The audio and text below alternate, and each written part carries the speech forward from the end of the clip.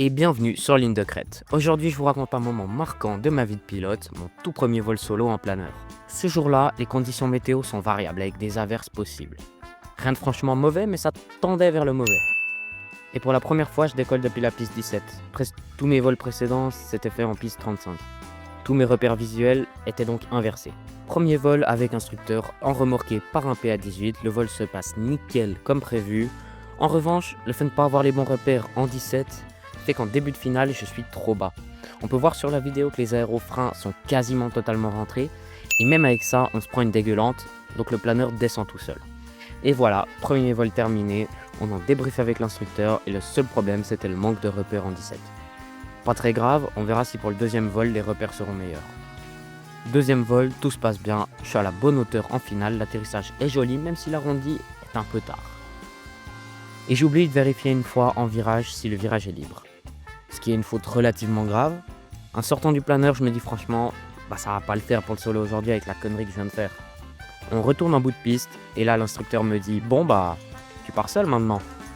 Je monte sans trop réfléchir dans le planeur. Checklist, je ferme la verrière et c'est parti. Décollage en remorqué comme d'habitude. Je pars en vente arrière avec la bonne altitude. Mais la variable qui change, c'est que je zérote en vente arrière, c'est-à-dire que je reste à une altitude constante dans un petit thermique. Le souci, c'est qu'avec ça, ça me fait garder mon altitude que je devais perdre quand j'étais en vente arrière, ce que je remarque pas tout de suite. Résultat, j'arrive en finale beaucoup trop haut et mes repères sont décalés. En base, je sors mes aérofreins parce que je vois que je suis déjà beaucoup trop haut. Mais en tournant en finale, je suis encore trop haut. Et là, je dois faire un rattrapage de plan. Ça consiste à plonger volontairement en augmentant la vitesse pour accroître la traînée, parce que la résistance à l'air, elle augmente avec le carré de la vitesse. Donc plus on va vite, plus on descend fort.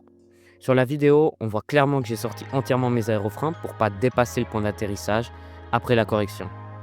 C'est pas super propre, mais c'est contrôlé. Le posé est bon, le planeur s'arrête, je suis assis seul dans le cockpit, c'est fait. Pas parfait, mais c'est posé. Ce jour-là, j'ai compris que voler seul, ce n'est pas voler parfaitement. C'est reconnaître ses erreurs, les corriger et rester maître de son vol.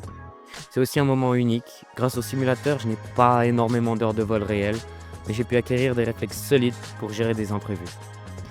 Que tu pilotes déjà ou que tu débutes sur simulateur, tu peux y arriver toi aussi.